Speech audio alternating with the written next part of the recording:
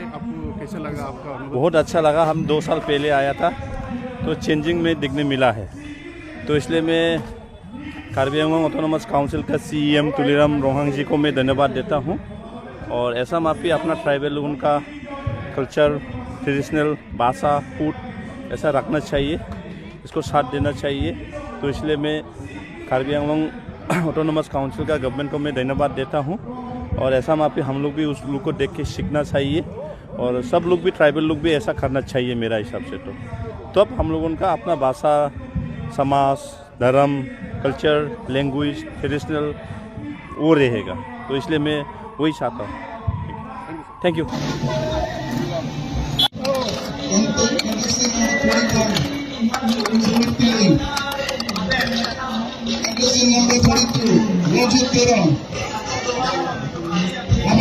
Contestant number 32 है जो first edition के हैं बाबा।